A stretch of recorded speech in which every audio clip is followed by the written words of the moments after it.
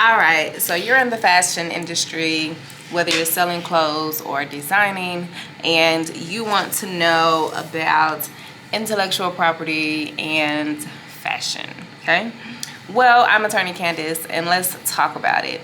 So when it comes to the fashion world, there are ways to protect your designs. However, there are some very strict requirements to do so, okay?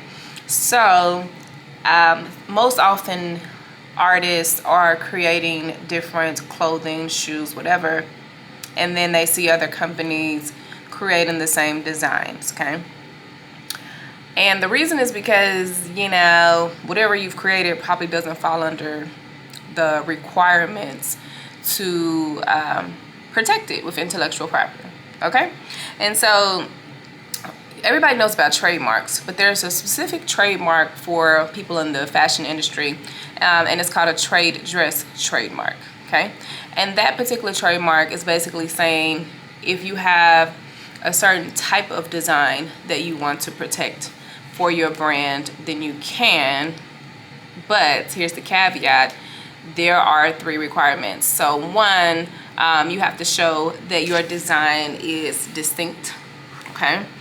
And a lot of people think that their designs are distinct, but it has to really be distinct, you know? Also, it has to be non-functional, sorry. And what that means is it can't just be a design that is simply causing the product to just do something, right? For example, the flap on the purse, you know, I have one of my favorites here. You know, the flap on the purse, this is functional. It's just allowing the purse to close. It's nothing special about this, okay?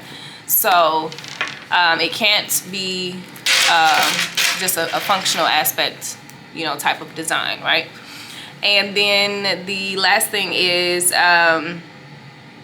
it has to be very likely to cause some type of confusion if other people are allowed to use that design. So, I just said a lot of legalese. Let's talk about some examples. So a great example, especially in the purse world, would be Dior, right? So some of their recent purses, they have the unique kind of like D-shaped kind of purse, you know, or whatever. Obviously, that particular shape of the purse is not functional. If other people were to start shaping their purses that way, obviously people are going to think it's Dior, so it would be likely to cause confusion. And then the shape, it is, you know, distinct, right? Whenever I see that shape, I'm immediately thinking that's Dior, okay? Some other examples are the Christian Louboutin red bottoms, okay? It's very distinct. Whenever you see those red bottoms on the bottom of a shoe, you'll immediately think Christian Louboutin, okay?